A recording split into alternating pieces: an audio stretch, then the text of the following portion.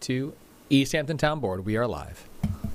Good morning, everyone, and welcome to the May 18th regular meeting of the East Hampton Town Board. Carol, would you please read the roll call? Present.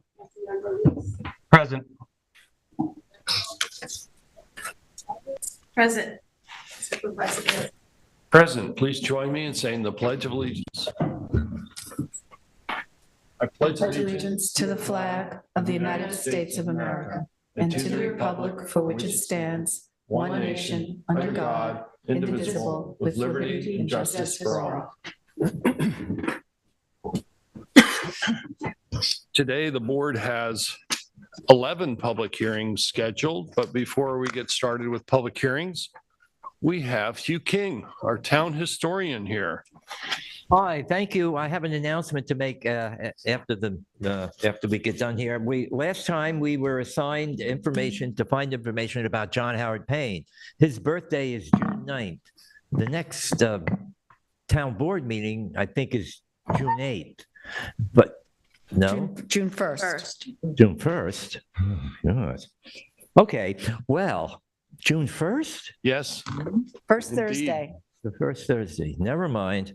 Okay, but we're going to do this now because I think at that June 1st meeting, we'll probably be talking about the June 10th event over here. So we'll clear the deck. So Councilwoman Rogers, you were going to talk about John Howard Payne's acting career? Yes, I am. And I'm going to start with a quote and ask you if you recognize it. The quote is, "John Howard Payne was a person of vast experience and of varied undertakings and achievements." I wrote that. Yes, you did. I am quoting your work, John Howard Payne, Life and Accomplishments, which is available at homesweethomemuseum.org. So John Howard Payne was a person of vast experience and of varied undertakings and achievements.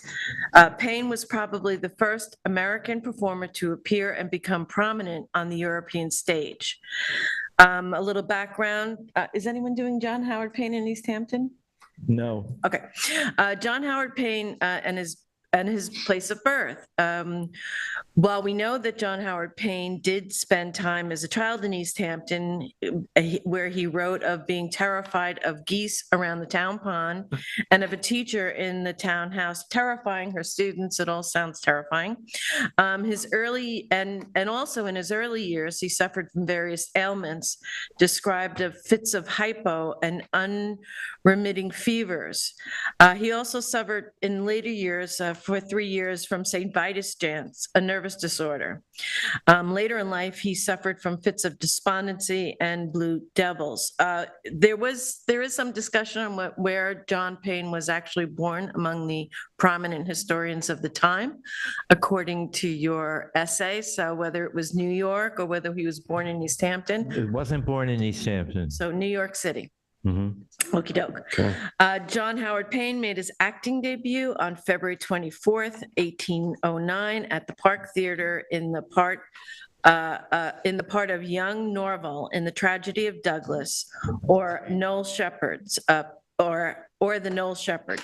Payne's debut was a success. His success was tempered by a disagreement he had with the park's co-managers at the time, to the actor Thomas Cooper and Stuart Price. And at the end of this successful run at the Park Theater, Payne insisted that the ornaments on the dresses were his property. Price informed him that they weren't, that they belonged to Cooper, and an argument ensued. And this is important because of this argument. Cooper and Mr. Price conspired to make further engagements in the theater very difficult. So they said, our theater, you're out. So this inspired young John Payne to go on tour and perform in the cities of Providence, Baltimore, Philadelphia, Charleston, Richmond, Petersburg, Norfolk, Boston, and Washington, where he earned more than $13,000. And this greatly eased his particularly his father's fear of him becoming a total failure in life because he did not follow the path that was approved for him and went his own way. way. Despite his early successes, he found it more and more difficult in America to attract engagements, as there was not a large theater-going public in the early 1800s, which was news to me. And of course, the influence of Cooper and Price was far-reaching at the time. So when his father died, a group of Baltimore friends raised funds for Payne to travel to Europe for a year and become acquainted with the English theater to further his theatrical education.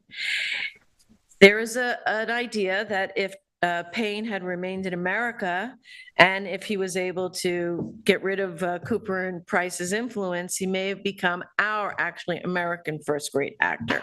As it was, he was the first American actor to enact the part of Hamlet. Payne left for England on January 17th for a one-year stay, and he was gone for 20 years. His voyage was complicated by the War of 1812. He was detained for a passport, checking out his passport, which took quite a while. Nevertheless, he became the first actor from the New World of the time, America, to grace the stage of the Old World in England, particularly, where he appeared as Norval on The Tragedy of Douglas on June 4th, 1813. His reception was very warm and complimentary, even though at the time the English folks had quite a disdain for what they considered a lack of American culture, any culture. He later appeared in in Shakespeare's Romeo and Juliet. In London, he made the acquaintance of Benjamin West and some other folks. Later friends were Walter Scott and Samuel Taylor Coolidge. After the theaters closed for the season, he embarked upon a tour of the countryside, appearing in Liverpool, where he had his greatest success, Birmingham, Lichfield, Manchester, and several other small hamlets, starring in many of the roles he played in the United States. His performances did not afford him a great deal of profit, as management and travel fees cut heavily into his earnings. And I'm stopping there. Wow. That's great. Thank you. Yes. Thank you. We'll leave Mary Shelley for a while, right? And then we'll go to John Howard Payne as a playwright. So I also found there was some contradictory information about where he was born. To the sources I looked at said New York City. The Songwriters Hall of Fame listed his birthplace as East Hampton, interestingly enough. But he was born, as Kate said, June 9th, 1791. He was the son of William Payne. He was from an old Massachusetts family, and Sarah Isaacs of East Hampton. He was the sixth of 9 children. His father was a successful teacher of elocution. He came to East Hampton to teach at the Clinton Academy, was the third oldest school in New York State at the time. And he trained John Howard in diction and delivery. And at the age of 14, John Howard worked as a clerk in a counting house where he edited a weekly journal, the Thespian Mirror. And he entered Union College in 1806. He was a precocious actor and writer. Payne wrote his first play, Julia, or The Wanderer, when he was just 15 years old. Its success caused him to be sent to Union College, but due to family finances, he was forced to leave after 2 years. At 18, he made his first stage appearance in John Holmes' Douglas. Again, he traveled to England at the time of the War of 1812. And when he sailed to England in 1813, he was really the first American actor to invade England. Yeah. And it was such a threat that they interned him as an enemy national. He was later released and triumphed in Drury Lane production of Douglas. Repeated that success in other European capitals. In Paris, Payne met the actor Talma, who introduced him to French drama, from which many of his more than 60 plays were adapted. And he also met Washington Irving, Right. and to whom he was to collaborate on 2 of his best plays. The finest play authored by Payne was Brutus, or The Fall of Tarquin. It was produced at Drury Lane in December 3rd, 1818, Brutus persisted as 70 years, serving as a vehicle for three of the greatest tragedians of the 19th century, Edwin Booth, Edwin Forrest, and Edmund Kean. Other important plays were Clara, or The Maid of Milan, which included Paine's famous song, wait for it, Home Sweet Home. He commented that surely there's something strange in the fact that it should have been my lot to cause many people of the world to boast the delights of home when I never had one of my own. The world has literally sung my song until every heart is familiar with its melody, yet I have been a wanderer from my boyhood. Charles II was written in 1824 with Washington Irving, and Therese, 1821, a French adaptation. And because of weak copyright laws, Paine really received little return on his plays. 1832, he returned to the United States, and in 1841 was appointed an American consul to Tunis, where he remained for the rest of his life. He died on April 10th, 1852. Yes. In 2014, Robert Hefner and I did an historic structure report for Home Sweet Home. And I went to Riverhead and we looked up all the deeds to the property where Home Sweet Home is. And that's where we found out that Paine's father didn't live there, his grandfather didn't live there, his grandmother didn't live there. His cousin and aunt lived in it one time. And then his father left to go to New York City in 1790, left Clinton Academy and started the school there, and Paine was born in 1791. But the catch is, if it wasn't for that fib or that legend, Home Sweet Home may never have been saved, and I wouldn't have a job. So there. Okay, and now, Councilwoman Gonzalez, you were going to talk about John Howard Payne and I have one for you still. you haven't answered your other oh, there he is. I thought that was Jason. No, His it's other David. question. Oh, David. Oh, you're here. I'm sorry. I'm not there, and typically I would say I left my homework at home, but I'm home. So I do have my homework. Did it work? So you have Left it at work. you have your Tunisia report? That is correct. Okay, Peter, go ahead. Sorry. asked me to discuss John Howard Payne and his connection to Tunisia or Tunis, some of which Peter just mentioned. I'll go in a little bit more depth. At the death of William Henry Harris, and some of this came from actually your words also, Hugh, among others that I collated together, so I hope it's all correct. At the death of William Henry Harrison, John Tyler had become the president of the United States. Payne both knew the president's father and was acquainted with his son, John Tyler Jr. Through Tyler's influence, he obtained an appointment. This is John Howard Payne's appointment to the United States, the Council to Tunis or Tunisia, which it was known then. Upon arriving in Tunis, Payne found the consulate house in disrepair, and his duties of the office had been sadly neglected. He spent considerable time repairing the consulate mansion and a good deal of his own money, and began drafting plans for the extension of trade between the United States and the North African countries, as well as preparing for the right to history of Tunis. During this time, Mr. Payne's health began to fade, and his energy was spent to repair the consulate and not necessarily doing his job as consulate as well. Because of this change in administration in Washington, John Howard Payne had been recalled from his position to Tunis, from Tunis, to be replaced by his predecessor. During this time, he came back to America. It took him 2 years by the way of Malta in Italy, and I have something I dug up pretty neat about that aspect I'll share next. He began making plans for his future.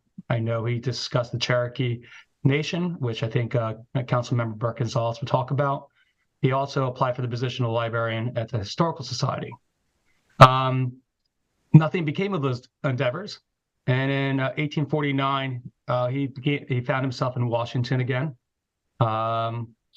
Miller Fillmore, who succeeded to the presidency upon the death of Zachary Tyler, and Daniel Webster, the Secretary of State, and through the efforts also of Secretary of War William Marcy, John Howard Payne was reappointed to the Council of Tunis.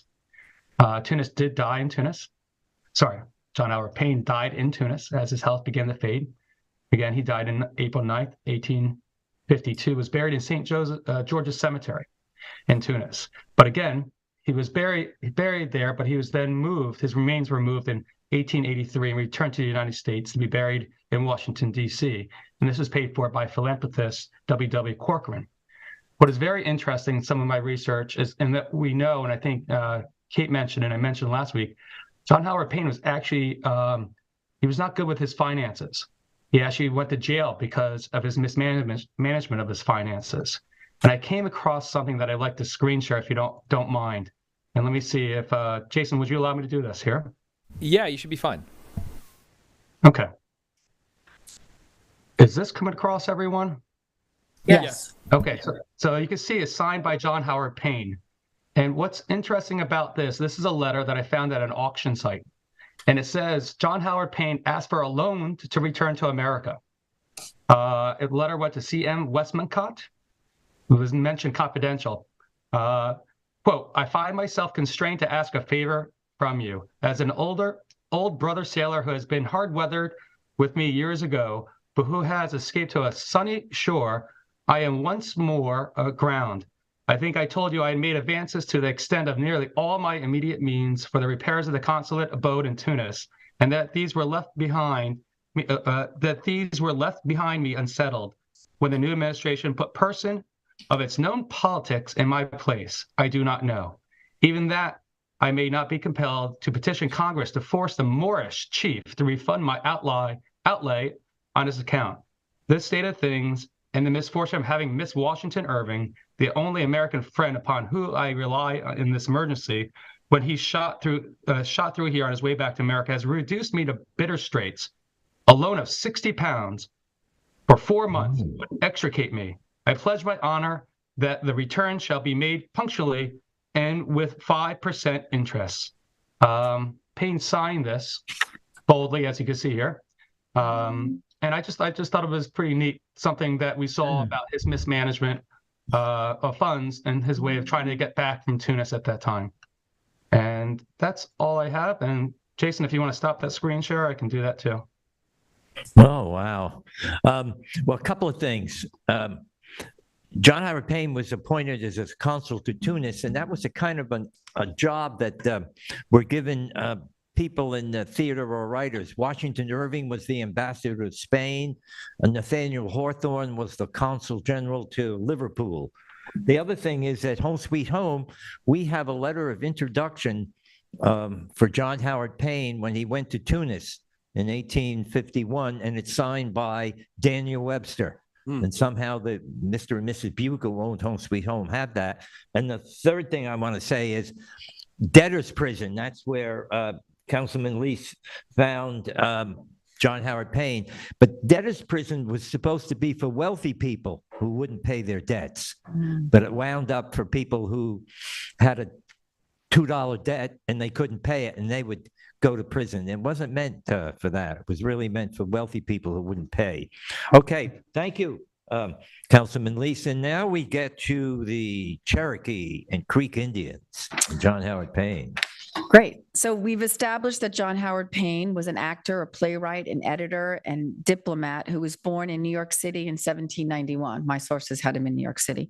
While in Georgia in 1835, in search of material for his magazine, Payne became acquainted with John Ross of the Cherokee Nation, whose affairs with the United States government were in turmoil. Ross gave Payne original material, which he used in a series of published articles in an effort to obtain justice for the Cherokee Indians, and served as a source material for an unpublished history of the Cherokee Nation. The John Howard Payne papers primarily related to the Cherokee Indians between 1794 and 1841. This extensive collection contains 14 volumes of manuscript notes, memoranda, incoming correspondence, and unpublished works. The subject matter includes, among others, the political and social history of the Cherokee Nation, accounts of religious customs, myths, and legends, and government relations and treaties with the United States. This collection, which I said encompassed 14 volumes, is a significant recovery of firsthand political and social histories of indigenous cultures, particularly the Cherokees, a southeastern tribe whose ancestral lands included parts of the present-day states of Georgia, Alabama, Tennessee, and North Carolina.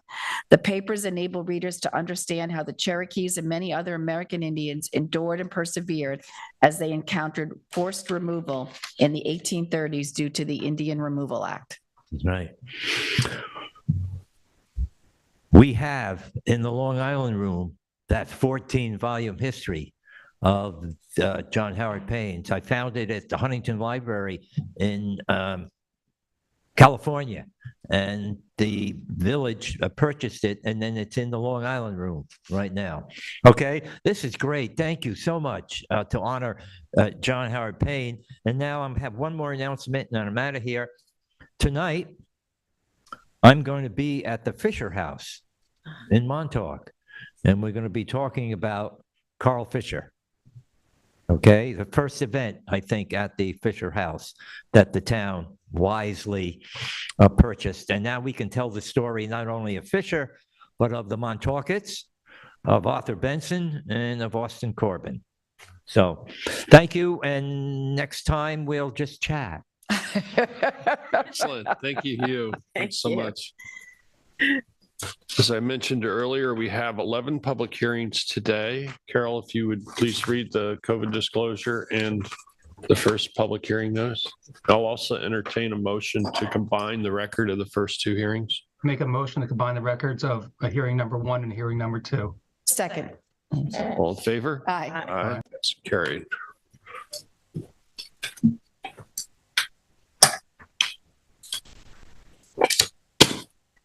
The public hearings will be held live and in person by the town board and will be available electronically by video and teleconferencing and will be televised on local TV channel 22 and available for live stream on the LTV website. The public shall be permitted to appear in person, but may also provide comments on the matter by being heard by calling 351-888-6331. Any person or party wishing to be heard with respect to the foregoing may do so in person or by agent or attorney, by teleconference to the live meeting, or by written comment addressed to the East Hampton Town Clerk, 159 Panago Road, East Hampton. Comments may also be emailed to cbrennan@ehamptonny.gov. All comments must be received by the town clerk by the date and time of the public hearing. Please check the meeting agenda posted on the town's website for any changes and for updated information. Take notice that the town board of the town of East Hampton will hold a public hearing on May 18th at 11 a.m. in the town board meeting room, Town Hall, 159 Panago Road, or as soon thereafter as this matter may be heard on a proposed local law providing for the adoption of a revised community preservation project plan pursuant to section 64E of the New York Town Law, which provides for the preservation of open space, historic places, and recreational areas within the town of East Hampton, including the incorporated villages therein, to include approximately 4.4 acres of land located at 22 Farmhouse Lane in Springs, reputedly owned by Marucha Hens and identified on the Suffolk County tax map as 36324. Take notice that the town board of the town of East Hampton will hold a public hearing in the town board meeting room, East Hampton Town Hall, 159 Panago Road, East Hampton, pursuant to section 247 of the general municipal law and section 64E8 of the town law of the state of New York on May 18th at 11 a.m. or as soon thereafter as this matter may be heard, to consider the following: the town's acquisition for the preservation of agricultural lands and open space with community preservation funds of a property located at 22 Farmhouse Lane, Springs, reputedly owned by Marucha Hens and consisting of approximately 4.4 acres of primarily vacant land and a residence and outbuilding at a cost to the town of East Hampton not to exceed $2,600,000, plus reasonable survey, title, prorated tax and recording charges. Said property being described on the Suffolk County tax map as 36324, an amendment to the 2023 CPF Management and Stewardship Plan to include said property.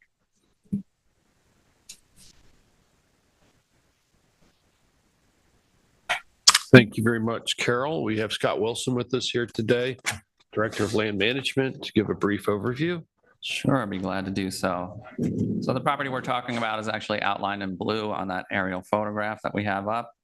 And just to note, in directly contiguous, that sort of lot in yellow in front was preserved through the CPF program, Preservation of Farmland. So at one time in our not too distant past, farmland was ubiquitous. But over time, for various reasons, these crops became subdivisions, which became houses. As made apparent by this 1962 aerial, this parcel and much of the surrounding area had long ago been used for agricultural fields with a Banoa very fine sandy loam soil type. Although this area has not been in active production for some time, remnants of the scenic agrarian view is still partially visible and has been made possible through a scenic and conservation easement, which was placed on a large portion of this in the abutting 4 lots through the subdivision process. While some of the view remains, the ag usage does not. The Community Preservation Fund indicates that preservation of farmland is the #1 priority of the program. In fact, it's one of the primary influences behind its creation. This property contains a house and outbuilding, which the town is considering for agricultural purposes. And if we successfully move forward with this acquisition, our intent is to seek a farmer who will return the land to food crop production. This is much like our successful resurrection of farming on Cedar Street, now known as Feathertop Farm. This parcel meets the criteria set forth in Town Law 64E. I would ask the board to both pass a resolution to add this to the CPF project plan and one to acquire. Thank you very much, Scott. Any members of the public wish to speak? Mr. Buda?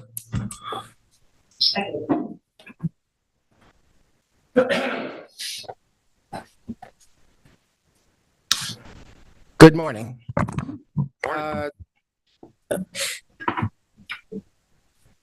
I first want to thank Mr. Wilson for responding to my FOIL request.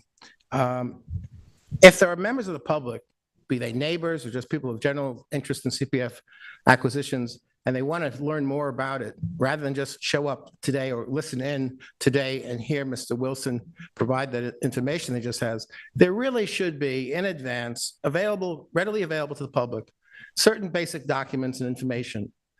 I have gotten into the practice of requesting that by FOIL, Freedom of Information Law. However, if a notice for this hearing only occurred 2 weeks ago, that gives one very little time to request it, receive it, digest it, and understand it, and answer whatever questions one may have. Also, if members of the public are relying upon the publication of a public notice, they would have had 7 days notice of this hearing. So I received last night useful information, the contract, because this is a case where you have a conditional contract prior to the hearing, so it's subject to the outcome of the hearing. The planner's evaluation, which is always very useful and thorough, and even the appraisal. In the past, there has seemed to have been an embargo in disregard of my contention that where you have a contract in place, be it a conditional contract, there is simply no legal reason to continue to withhold access to that appraisal prior to the hearing. So apparently someone has finally listened to what I said, and I have reviewed the appraisal, and I have no objection to the conclusions in the appraisal and the value put on the property. However, I do have a few things I want to discuss. Have other neighbors, possibly interested neighbors or concerned neighbors as to the future use of the property, but had an opportunity to see the same documents that I have? Were any of them posted in advance on the town meeting information site that you have properly created on the town website, so that someone could actually look these things up that I had to go through the process of foiling for and receiving late last night? I don't think so. I didn't see it. There is a history on this property, and I've researched the subdivision. In 1975, the predecessor of the seller objected strenuously to intense commercial agricultural use in the nature of a riding academy that had been established. It went ultimately, after going to the town attorney's office and the town chief building inspector and getting conflicting interpretations, it was submitted to the ZBA for an interpretation. The outcome of that case was that they decided that the riding academy, the training of jumping horses, the establishment of jumps, colorful jumps as they put it, blocking the scenery and scenic vistas, was in fact an expansion of a pre-existing non-conforming use. And therefore it was barred. So I heard Mr. Wilson say, it wasn't in any of the papers, that the intention here is to reestablish the growing of crops. Well, that kind of surprises me. I thought it was going to be a continuation of the pre-existing grazing. The Miller Farm, for many, many years, the 30 acres before it was subdivided into a 25-acre piece and a 5-acre piece, it was for grazing. It was primarily for, as the ZBA noted, it was primarily for grazing and boarding of horses. And what's interesting about the planner's report is that there are apparently 0 primary agricultural soils identified on this property.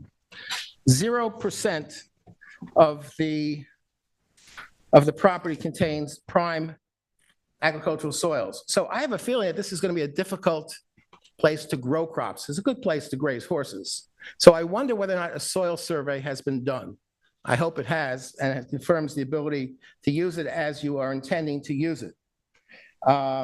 I was kind of surprised when I noticed in the report that it said 0% of the property was had prime agricultural soils. Next, this property was designed to be maintained for agriculture. Of the 25 acres, much of it created 6 lots, 6 housing lots, 1 for the existing barn and house. There are some large houses on the 6 acres with large amounts of scenic easements. What you're purchasing or proposing to purchase is a 4.4 acre property that has a 3.6 acre scenic easement, which specifically allows the continuation of agricultural use. That's quite unusual that on a 4.4 acre property, you only have a net 0.8 acres of usable place for building a house, which was done in 1975.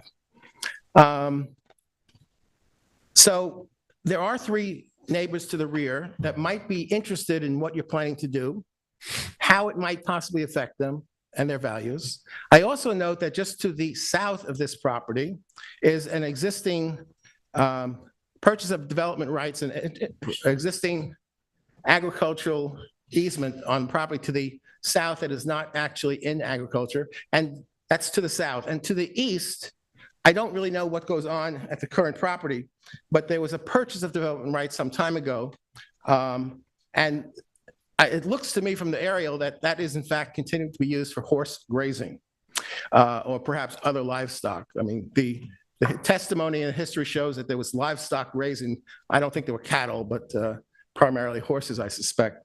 So if I were a neighbor of a farm, I might enjoy the views. I certainly would not enjoy the Stalag 17 8-foot agricultural fence being put up near my property, blocking my views, which is done for agricultural growing of crops almost invariably these days. So I think that you should wait 2 more weeks, give the neighbors a chance just to read about this, know about it, understand it, digest it, and see if they have any concerns. I don't have any particular concerns at all about the purchase of the property for the price proposed, with the expectation that it will be restored to its original use, which was for the grazing of horses primarily or other livestock, and not to be intense agricultural growing of crops, because it's really surrounded by houses. And that's not the best place for one to be growing crops, building fences, laying down manure, et cetera. Thank you. Thank you, David. Is there anyone else who'd like to address the board on this specific hearing? Jason, do we have any callers on the line? We have no callers on the line, but yeah. Please.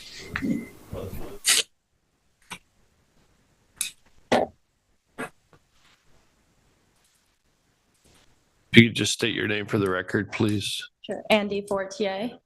James Burke. We're the owners of Sand and Soil Farm. We're a 3-acre farm, and we also manage the 1 acre garden at Nick and Tony's restaurant.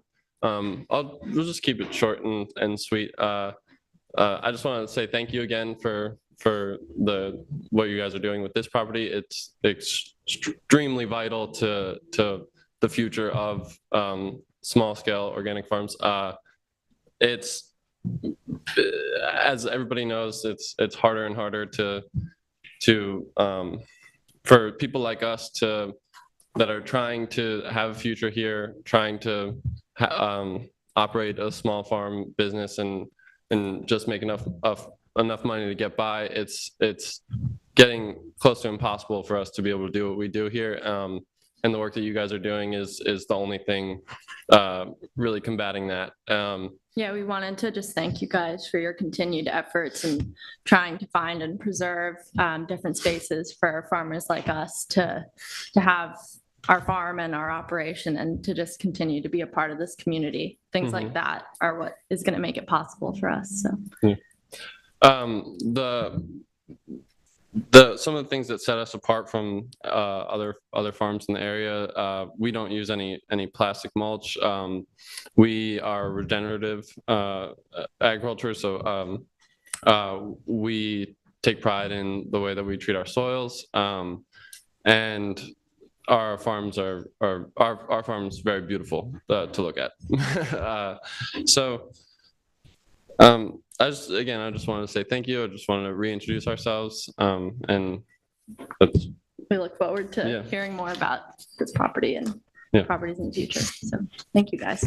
Thanks very much. It's nice to see another generation of farming that will continue on the land in East Hampton. Thanks. Thank you. Anyone else wish to speak on this public hearing? Jason, do we have any callers on the line yet? We have no callers on the line right now. I'll entertain. Discussion, to David's point, I mean, it was noticed a week ago, 7 days ago in the paper. We could keep the record open until June 1st to hear if, there are other, I'm sure it'll get picked up in the press and see if we hear from other members of the community on this acquisition. What else? I think the concerns raised as far as, if there's a ZBA determination that it can't be used for grazing, that determination runs with the land, so it still couldn't be used for horse grazing. So that's kind of a moot issue.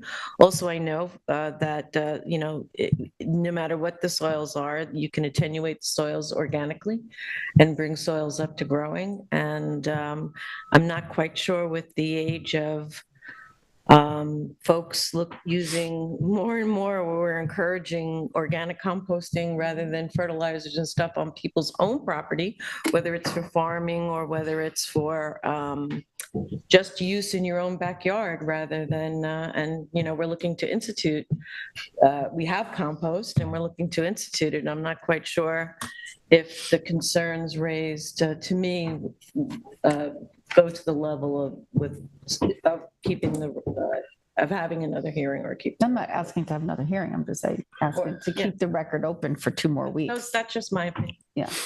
I feel like there's been adequate notice that complies with the law, and whether or not people have chosen or aware is really, this to me does not seem to be a controversial issue, and I would prefer just to move forward and close the hearing.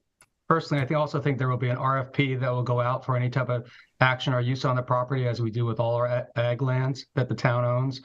The town doesn't allow fertilizers. There will be another chance to have the public comment on any future actions on this property, but they won't have that chance if we don't succeed in the acquisition of this property. So I wouldn't want to delay in the potential of saying this, of acquiring this property if it's within our reach and under the appraised value. So I'll entertain a motion to close. Motion to close. We have a second. All in favor? Aye. Aye. Passed and carried. Carol, Let me make a motion to combine public hearings number 3 and 4. thank you, David. Do we have a second? Second. All in favor? Aye. Aye. Passed and carried. Carol, if you'd please read the notices for the next two hearings. Take notice that the Town Board of the Town of East Hampton will hold a public hearing on May 18th at 11 a.m. The Town Board Meeting Room, Town Hall, 159 Panago Road, East Hampton, or as soon thereafter as this matter may be heard on a proposed local law providing for the adoption of a revised community preservation project plan pursuant to Section 64E of the New York Town Law, which provides for the preservation of open space, historic places, and recreational areas within the Town of East Hampton, including the incorporated villages therein, to include approximately 0.27 acres of land located at 67 Surf Drive, Amagansett, reputedly owned by Stewart Ia LLC, and identified on the Suffolk County tax map as 300-176-521.1. Do we have anyone here that would like to, oh, I'm sorry. Take notice that the Town Board of the Town of East Hampton will hold a public hearing in the Town Board Meeting Room, East Hampton Town Hall, 159 Panago Road, East Hampton, New York, pursuant to Section 247 of the General Municipal Law and Section 64E8 of the Town Law of the State of New York on May 18th at 11 a.m. or soon thereafter as this matter may be heard, to consider the following: the town's acquisition for the preservation of open space with community preservation funds of a property located at 67 Surf Drive, Amagansett, reputedly owned by Stewart Ia LLC and consisting of approximately 0.27 acres of vacant land at a cost to the Town of East Hampton not to exceed $800,000, plus reasonable survey, title, prorated tax, and recording charges, said property being described on the Suffolk County tax map as 300-176-521.1, an amendment to the 2023 CPF Management and Stewardship Plan to include said property. Thank you, Carol. Scott, you have a brief overview for us? Very brief. Yes, sure. So the property we're talking about is outlined in blue on the aerial there off Surf Drive. Parcel is located in a densely developed neighborhood in Beach Hampton area of Amagansett. The property contains significant dune and beach vegetation with dune land topography and is adjacent to significant isolated wetlands. The property has a 2007 ZBA and NRSP approval for an 1,168 square foot two-story residence with associated decking. The best way to preserve the habitat is to allow the property to remain in its natural state and serve as a vital buffer to the wetlands within jurisdiction and provide essential dune land habitat. This parcel meets the criteria set forth in Town Law 64E. For these reasons, I would ask the board to both pass a resolution to add this to the CPF project plan and one to acquire. Thank you, Scott. Anyone here wish to address the board on this topic? Do we have any callers on the line? Yes, we do, and I shall unmute the first caller right now. Hello, caller ending 4221. You are on the air. Hello. Hi, good morning. Good morning, board. And Mr. Wilson, this is Jane Nearing in Amagansett, in Beach Hampton. I would like to speak in favor of this CPF acquisition on Surf. I live in this neighborhood. This property is only a couple blocks from where I live in the area, as you know, called the Dunes of Amagansett, or more historically correct, Beach Hampton. My dog, Daisy Hound, and I walk by it daily. It is a natural resources, characterful, undisturbed respite in a neighborhood that is already, as mentioned, and every month more, densely developed area. Just as an aside, as part of my rationale here, 90% of the parcels, I believe, or more in this neighborhood are significantly undersized to the B residence zoning district, which only adds to the density. This public hearing is a really great flashback for me. The very first time I ever got up the nerve to speak in front of this board was August 19th, 2021, which was the public hearing for the last 2021 CPF project plan. And the topic of my two in-depth comments at the time were why Beach Hampton is underrepresented in the CPF project plan, and I requested you to consider to add more. At the time, I noted that only 700 plus of the 700 plus parcels on the target list and the 101 in Amagansett, only 3 small Beach Hampton parcels adding up to just 0.58 acres were included. two on what's known as Beach Road and one on 76 Wyandanch, which I'll come back to in a second. So this is incremental to that POM-FUL, which is great, and it's important because, as was just said, it checks a number of priority boxes: groundwater protection, water quality, wetlands, dunelands, native veg, and also the historical and significant character of the neighborhood. Also, in particular, the CPF plan discusses what's known as small habitats, which this is, and it says specifically location of small habitat areas in connection to large areas and other small areas affects the diversity of species found. Small habitats should be located as near to other habitats as possible to increase species diversity. So while I'm here, given that there is another property to this that's on the list that I think is contiguous, which I think is either 76 or 72 Wyandanch, I'm also going to go out and ask you to encourage you to look at an acquisition of that contiguous area. So, you know, Beach Hampton was subdivided in the 1930s, way before modern zoning, way before we knew better. I have a really good friend who says, Jane, you know Beach Hampton should never have been developed. It's really a shame. So that might be true, but here we can conserve, preserve, restore, regenerate in Beach Hampton, not only with CPF dollars, and thank you for taking this acquisition in front of you seriously, but obviously lots of other methods that I know the board would support, like focusing on sustainable landscaping, clearing restrictions, removing of bamboo, all those things. So all in, thank you, and I'm supportive of this acquisition. Thank you for calling in, Jane. Anyone else wish to address the board? Any other callers on the line? We have no other callers on the line. I'll entertain a motion to close. Motion to close? Second. All in favor? Aye. All right, that's carried. Carol, if you'd read the fifth public hearing notice, please.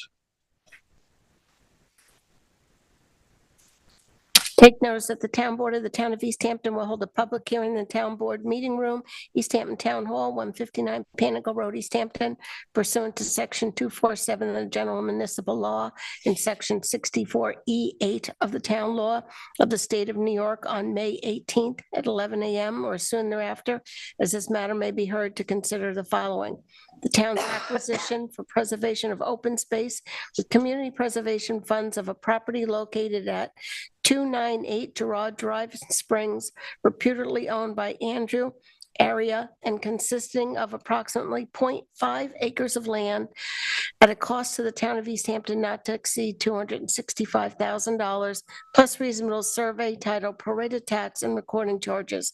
Said property being described on the Suffolk County tax map as 36417, an amendment to the 2023 CPF management and stewardship plan to include said property. Thank you, Carol. Scott, you have a brief overview for us? Sure. So again, on the aerial, the property that we're discussing is outlined in blue. This parcel is located on the Accabonac Harbor side of Gerard Drive, past the Second Causeway. The Gerard Drive Peninsula is one of the most environmentally sensitive areas within the town. As you can see, there has been significant investment in the preservation of Gerard, primarily by the town via CPF. The wetlands on site are considered to be intertidal salt marsh. The property is an excellent conservation candidate due to its proximity to open space, presence within the New York State significant coastal fish and wildlife habitat, 2 critical environmental areas, the harbor and water protection overlay districts, a scenic area of statewide significance, and the severity of its development constraints. The parcel meets the criteria set forth in Town Law 64E. I would ask the board to pass a resolution to acquire. Thank you, Scott. Anyone wish to address the board on this topic? Do we have any callers on the line to address this particular public hearing? Jason? We have no callers on the line.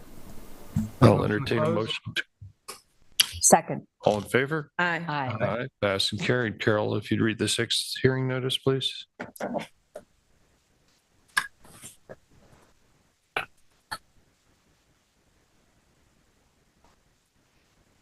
Take notice that the Town Board of the Town of East Hampton will hold a public hearing in the Town Board Meeting Room, East Hampton Town Hall, 159 Panago Road, East Hampton, pursuant to Section 247 of the General Municipal Law and Section 64E8 of the Town Law of the State of New York on May 18th at 11 a.m.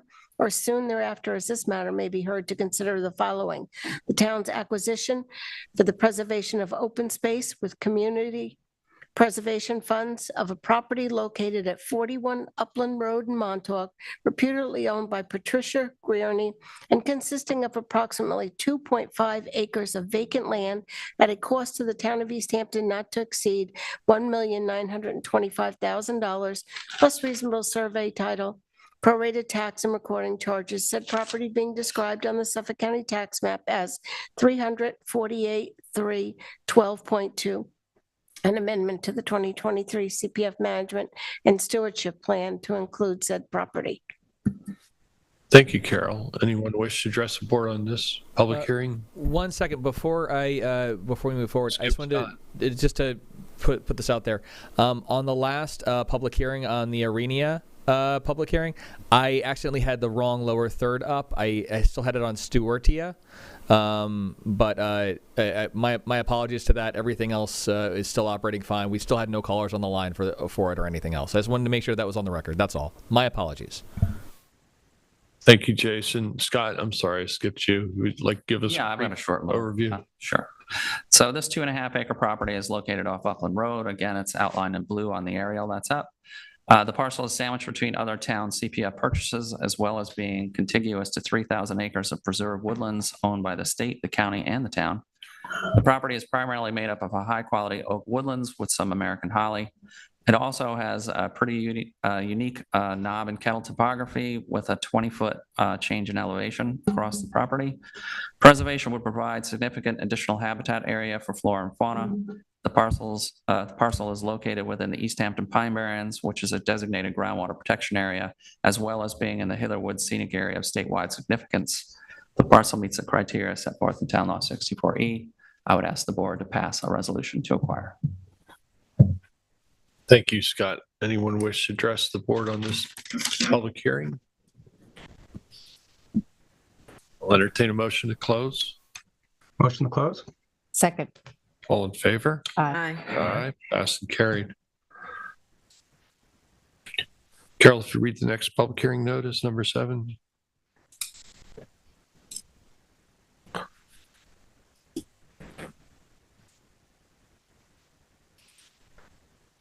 Notice is hereby given that the Town Board of the Town of East Hampton will hold a public hearing on Thursday, May 18th at 11 a.m. or soon thereafter, as this matter may be heard to consider comments of all persons on the proposed draft management plan for the Avalon Park Preserve, Suffolk County Tax Map 327-429. The full text of the management plan is available for inspection on the town's website or at the town clerk's office. Thank you, Carol. Scott, if you'd like to give us an overview, please. Sure. So this plan was actually submitted to the town board for review and adoption by the Nature Reserve Committee on November 14th, 2022. It was presented at a work session February 7th, 2023. Please note this property is part of a peninsula that protrudes into Fort Pond and is located off Second House Road, the Loop. The other protected property on the peninsula is the Fort Pine House or Carol Morrison Park. The property formerly contained the Avalon Lakefront Resort, but the town subsequently cleared and restored the parcels to green space in October of 2021. We create management plans for specific properties to give the public some expectation of uses, as well as creating valuable guide for the future management of the property. Each plan contains supporting documents such as photos, deed, resolution to acquire, survey, etc. The primary concepts, plans, and intentions are found in the management goals and recommendations section, and that's the part I'll actually concentrate on. The plan contemplates the creation of walking paths for access for the community to the pond, which may be used for small craft launching or fishing. As for recreation, the plan only contemplates passive recreation that may include a mowed grass loop trail around the parcel. Parking is to be located sort of a head-in gravel or stone parking area on the northwest side of the loop for up to 4 cars. Other than that, emergency needs. No vehicular access will be allowed on this property. On all management plans, the more human use that is contemplated, the more detail that may be necessary in a given plan. With passive use in mind, the plan is relatively short. However, there are a few recommended restrictions of note, including no picnic tables, no art and sculpture installations, no camping permitted. When we discussed this at the work session, the board asked for a couple of modifications, which have been made, allowing up to 2 park benches. We also added the sections of code that would govern gatherings, camping, commercial activities, and all of these are found under the prohibited or restricted activities. And we also added more clarity regarding hunting. The specific change was hunting in compliance with Town Code Chapter 91. Waterfowl hunting, i.e. of ducks and geese, shall be allowed with 1 floating waterfront blind permitted. Hunters must have a valid permit to hunt and a permit for the blind. I haven't actually received any further comments from the public at this time or the town board for changes. You'll note that the revised version is up.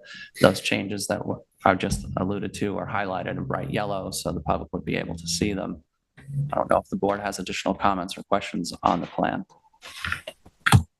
Thank you, Scott. Any members of the public wish to address the board? Jason, do we have any callers on the line? Anyone wanting to address this public hearing? We have no callers on the line. I'll entertain a motion. Do we have a second? Second. All in favor? Aye. Aye. Carried. Carol, if you read the 8th public hearing notice, please.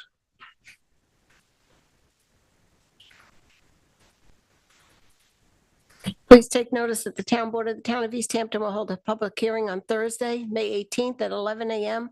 or as soon after as this matter can be heard to consider any and all comments in relationship to the proposed replacement of shop doors at an estimated total cost of $80,000, and B, acquisition of a new scale at the estimated maximum cost of $220,000, all for use by the East Hampton Garbage and Refuse District, an estimated total cost thereof of $300,000.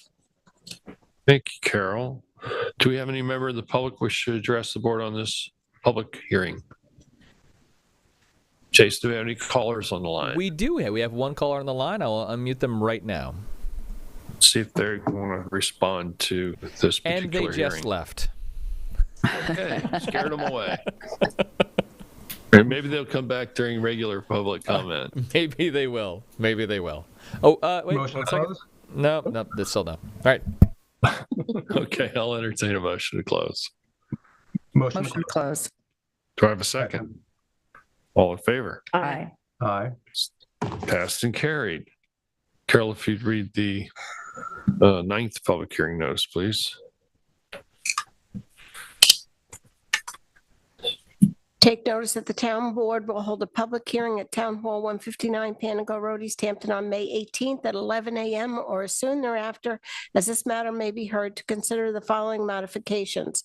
Urban Renewal Map Number 125 and SP 4-2, relocate access to the intersection of Washington Street and Gardner's Lane with sufficient width to allow for proper driveway access to the parcel.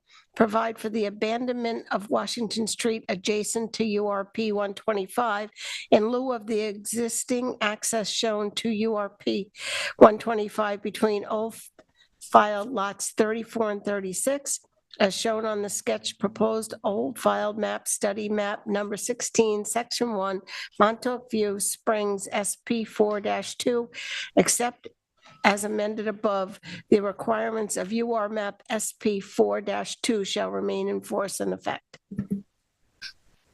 Thank you, Carol. Anyone wish to address the board on this topic? Jason, do we have any callers on the line? Yes, we do, and I'm unmuting them right now. Caller ending. Hi guys, sorry, that was me. The last caller that hopped on and hopped off. I apologize. My name is William Zagat. I'm the homeowner, lot adjacent. So I filed this urban renewal mod. So I'm only joining just in case there are any questions. Okay, thank you very much. I'll entertain a motion to close. Motion to close. All in favor? Aye. Aye, pass and carry. Thank you all. Carol. Have a great day. Thank you. And Carol, would you read the public hearing notice number 10? Take notice that the town board will hold a public hearing at Town Hall, 159 Pinnacle Road, East Hampton, on May 18th at 11 a.m. or as soon thereafter, as this matter may be heard to concerning the following modifications: urban renewal map, urban renewal parcel number 60 and EH2A, filed map of Cobbler Hill Heights, map 284, section 2, lots 1 through 54, Suffolk County Tax Map 300, 136, 1, 17 to 30, street address 2, 4, 8, and 12 Mulford Avenue and 87 Old Northwest Road, East Hampton. From UR parcel number 60, consisting of 2.47 acres, to URP number 60A, consisting of approximately 1.1 acres, URP number 60B, consisting of approximately 1.3 acres, reserve area consisting of approximately 0.62 acres. Except as mentioned, amended above, the requirements of the UR map EH2A shall remain in full force and effect. Thank you, Carol. Is there anyone here, David Buda, would like to address the board on this topic? David, please come to the Do you podium. want the map up at all, or? Yeah, That would be sure, helpful. that'd be helpful. Yeah, I have it.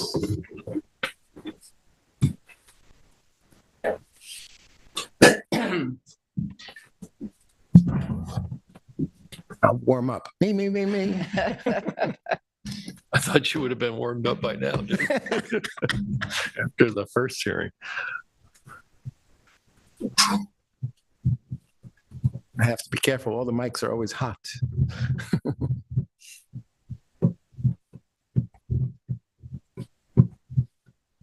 So we'll give council a moment to bring the map up. Let's see. What's the proposed? Oh, that's not it. That's the earlier one. Hold on. Sorry.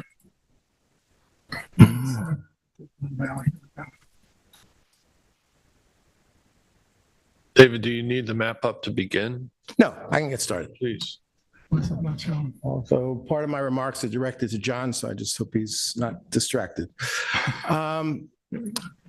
This urban renewal map modification proposal is obviously being done in conjunction with, to dovetail with the planning board subdivision process, which has concluded its preliminary subdivision and has just started its final subdivision process. I find, after researching the property, that this is an inappropriate time for you to consider the modification of the old filed map. There are some strange things going on here that I haven't quite figured out. A developer purchased this parcel of 2.5 acres, and the sellers of this parcel, which was left as one large urban renewal map parcel, the sellers appear to be the Dittmer brothers, who I think are both deceased, at least one is for sure. So it's owned by an estate.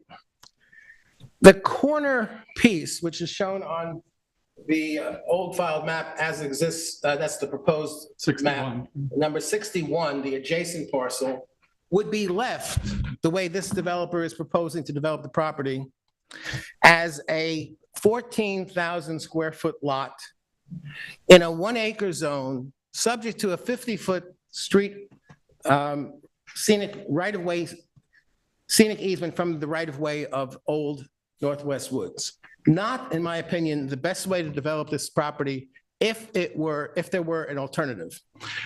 The corner property, I have not done a title search. I hope someone at the planning board or planning department has done so. The corner property appears to be owned by at least one of the same owners that owns the rest of the property. I have to suspect that the same developer perhaps is involved in acquiring that piece There's no legal compulsion at this point to change or to merge that corner property with the other two. But if it were feasible, it would make a hell of a lot of better way of designing and developing this area to have 3 equally sized lots rather than 2 oversized lots and 1 undersized lot. So one would ordinarily expect at this point in time, when someone comes and files an application for a map modification and is pursuing a subdivision, you would expect them to have acquired the property. At most, based on what I know, they are a contract purchaser. Their deed has apparently not been recorded, at least based on the latest information that I can obtain from the county clerk's office, the county tax property service organization that controls the maps, and from the town's assessment roll. So it's possible that all of the lots that were part of the urban renewal map parcel number 60, which number about 12 parcels, are still in separate ownership in the estate of Ditmar.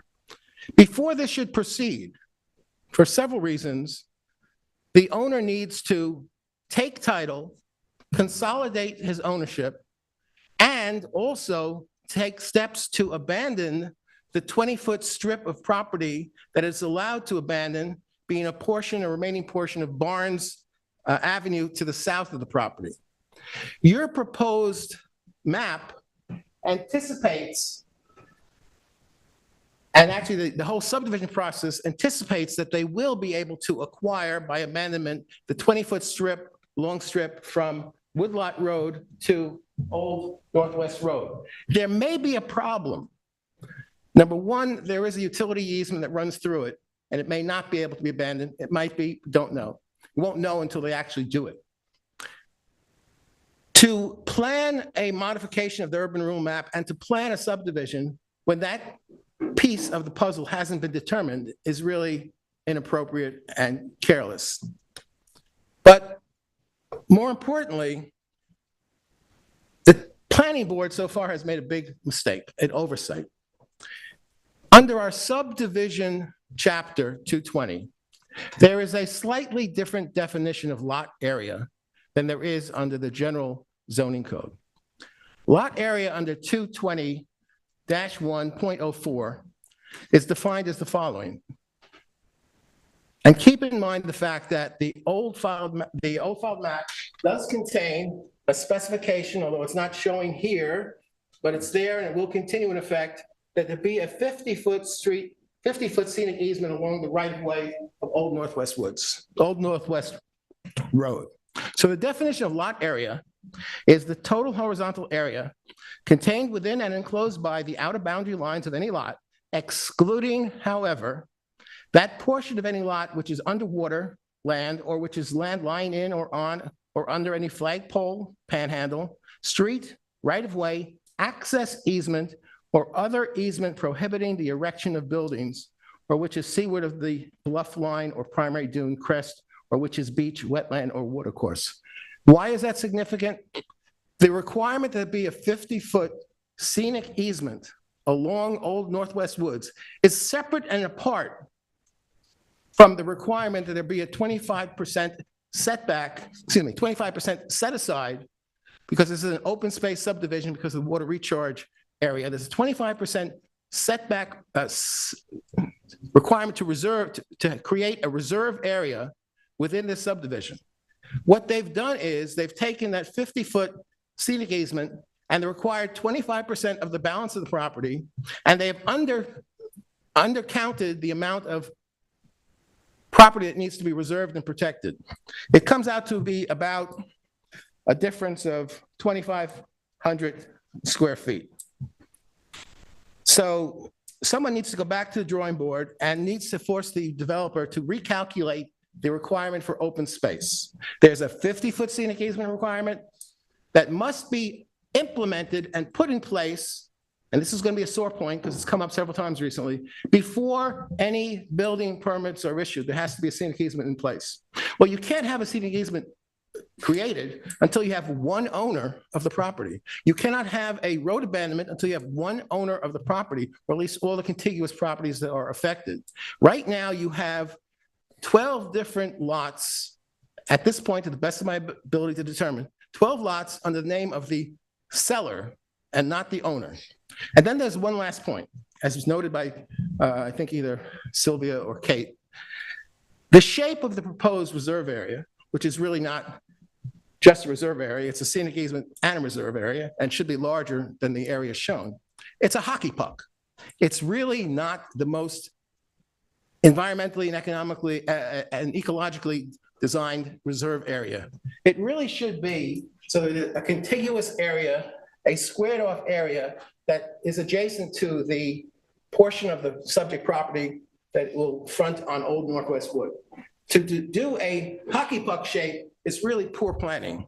I think we all know that preserving land is enhanced by making it all contiguous and able to be one shape, not reasonable shape, a square or rectangle, rather than a hockey puck.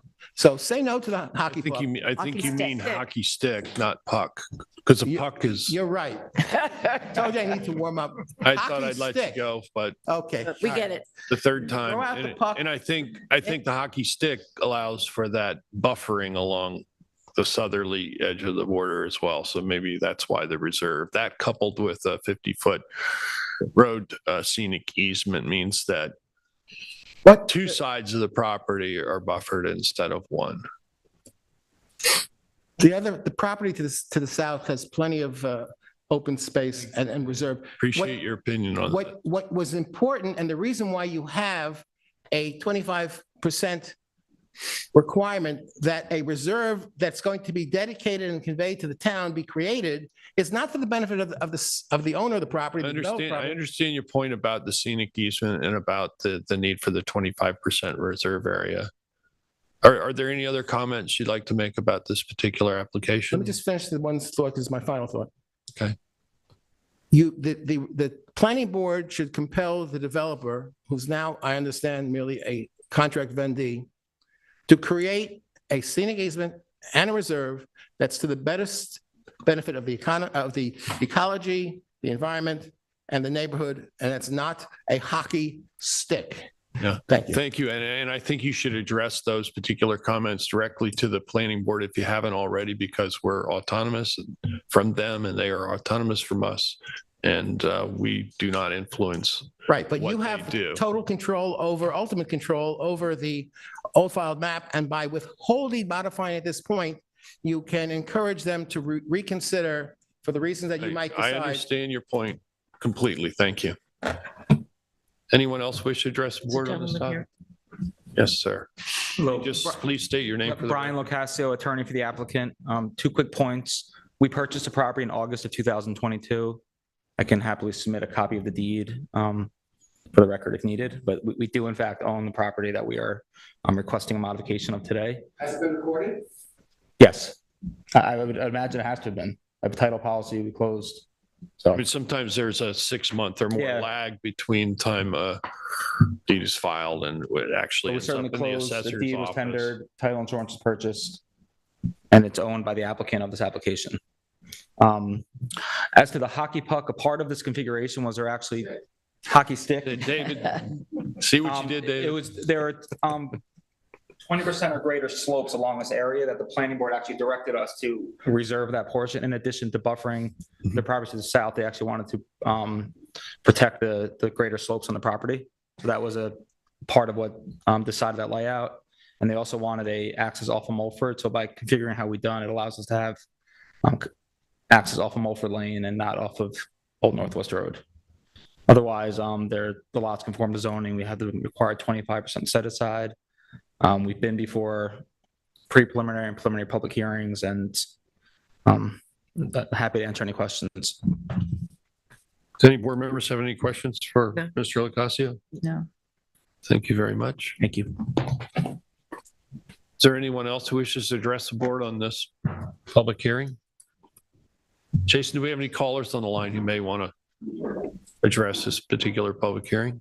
We have no callers on the line. Thank you very much. John, I have a question about, You stop, Sharon. Oh, sorry. That's okay, John. John, I have a question about Thank you. the topic brought up, the question about 25% open space requirement Mhm. and the separate requirement of a scenic easement. Right. Are they exclusive of each other? They have to be met? The requirement, no, I don't see it as exclusive, as and 25% So the plus scenic easement? 25%. I'm not aware of any requirement to that effect. The scenic easement does or does not count towards the 25% open space in subdivision if it's already a requirement. Yeah, well, I'm not aware of that being an additional requirement. So that you'd have 25% plus the easement area? Certainly not spelled out in the code anywhere that I'm aware of. Yeah. Okay. Tina's probably not there long enough to know what the past has been, but not aware of any such requirement. Tina, if you want to come to the podium, please, and just state your name for the Yes, public. Tina Lagren from the Planning Department. I know that this was something that was reviewed when Eric originally gave the presentation to the board. He was going through that. It was kind of the opposite, that it was seen as the town double dipping on the land if we tried to keep the scenic easement and the reserve area separate requirements. I think that the purpose of both of those, facilities in our code is the same, the preservation of the land in its natural state. And I am not aware of any requirements that would make them be counted separately. We could certainly double check that as part of the review, but I know this was something that was considered.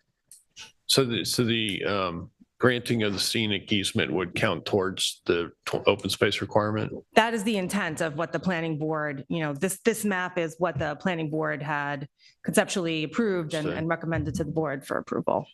And again, the planning board reviews the particulars of how the lot should be developed. And we certainly only have the ability to modify the UR map based on recommendations from the planning department, planning board, taking into account the comments of the public. Thank you. Any questions for Tina? No. Thank you very much. Unless there's anyone else who wishes to address the board on this topic, I'll entertain a motion. Motion to close. Second. All in favor? Aye. Aye. Passed and carried. Carol, if you read the last public hearing notice for today, number 11. Please take notice that pursuant to section 247 of the General Municipal Law of the State of New York and the provisions of the East Hampton Town Code, the Town Board of the Town of East Hampton will hold a public hearing in the Town Hall Meeting Room, 159 Panago Road, East Hampton, on Thursday, May 18th at 11 a.m. or as soon thereafter as this matter may be heard concerning the following grant of amended and reinstated scenic and conservation easement to the town of East Hampton. The grantor is Duke Consortium LLC, scenic and conservation dated April 10th, 2 Duke Drive in East Hampton, Suffolk County Tax Map 392-238.2, and the reviewing agency is the planning board. Thank you, Carol. Anyone wish to address the board on this public hearing? Jason, do we have any callers on the line? We have no callers on the line. Motion to close. Second. All in favor? Aye. Aye. Passed and carried. That concludes our public hearings. We now go to public portion where any member of the public may address the board on any topic. We ask that you keep your comments to 3 minutes or less. Mr. Abuda, do you wish to address the board in public comment? Yes,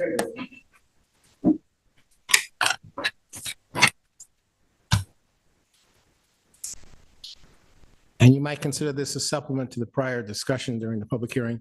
I think if you think long and hard about it, I think it's more appropriate for the town board to consider modifying an urban renewal map to conform to a subdivision only after that subdivision has become final. That's the typical process.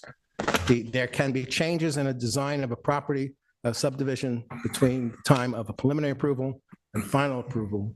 And it would be really create a mess if you modify the map before the subdivision has become finalized, which is ordinarily followed very shortly by the town board conforming the UR map to the final subdivision map. To do it at this stage in the middle, I think can cause mischief and confusion. Also, the attorney for the applicant has provided me with a Library page. Apparently, the deed to this property was recorded in November or so, which means it should have been reflected in the town's tax roll, assessment roll, and in the county, but it hasn't. And So that takes normally 6 months at least. No, it doesn't, sir. Well, it does. It takes 6 weeks. It should take 6 And weeks. clearly it hasn't in this case. Well, Well, I don't know why it didn't happen, but it rarely I, does. I can tell you that my experience over the many years I've been employed by the town as both planning board, zoning board, and a town board member and supervisor, that is the case. It quite often takes 6 months or more.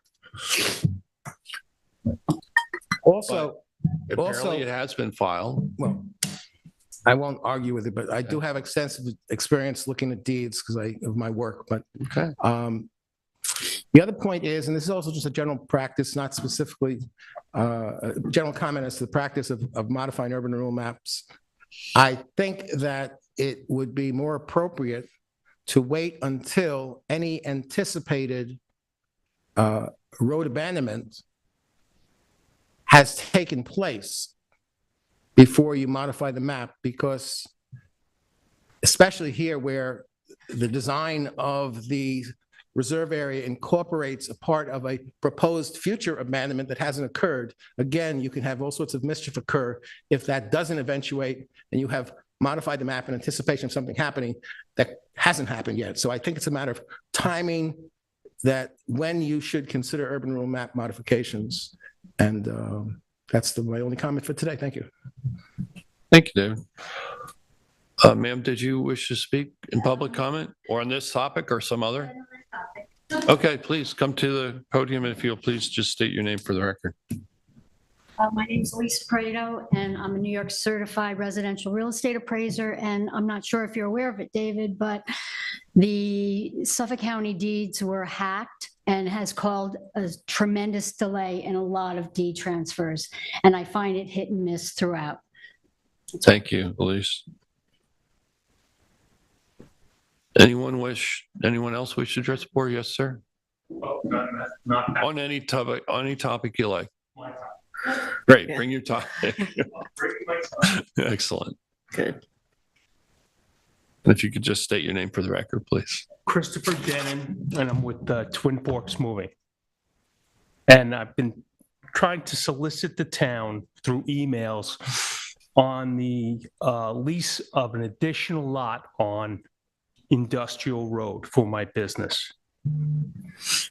And I know it's the town's position that or I'm getting the sense that the town does not want to lease an additional property to one tenant. And so in other words, one tenant owning two pieces of property.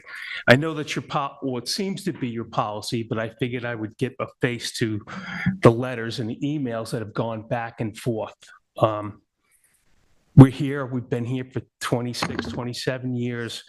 The business has grown. Home Sweet Home has gone under, and the influx of business that we have received from that, we're just inundated with a tremendous amount of storage. We're local guys that are trying to keep local families local. We've purchased 4 homes, 4 employees to keep locals, and we charge them rent that is below market value in order to keep these local kids local. There's some families here that do have children. And I do actually enjoy doing that for them to keep them local. I think that if we get another building over here, I've looked up the island, I've looked in Riverhead and Brookhaven, and to have a satellite facility that far out of my reach is kind of, it's not good for the business. It gets a little too spread out. You kind of lose control. Those lots are available. We run a clean, neat business. It would be ideal for us to have another piece of property on Industrial Road if you guys could see fit to maybe bend the rules. I know it's been done before. There was Bob Brittany has 2 lots, or he had 2 lots. He purchased the lots. I think that we are good tenants. We pay our rent on time, every month. The town doesn't even invoice us. We just send the check. My girl in my office, Kate, she's amazing. She just takes care of it. She knows when the increase comes, the taxes are taken care of. So I'm kind of urging you guys, I think that we would cut down on some of the truck traffic that comes out here. Some of these homes and developers are shipping us building materials and furniture every day. We get tons of stuff that comes in. And if we can't take it in, then it's just going to be sending more trucks out to do these deliveries, which is going to increase the traffic to the local infrastructure, which is already undersized. So, I mean, I could send another email out to you guys, and so we're all on the same page. I think you'd have to think about this and discuss it. It would be to my advantage. It would be to the town's advantage. I think it would keep the traffic down by getting some of those trucks off the road.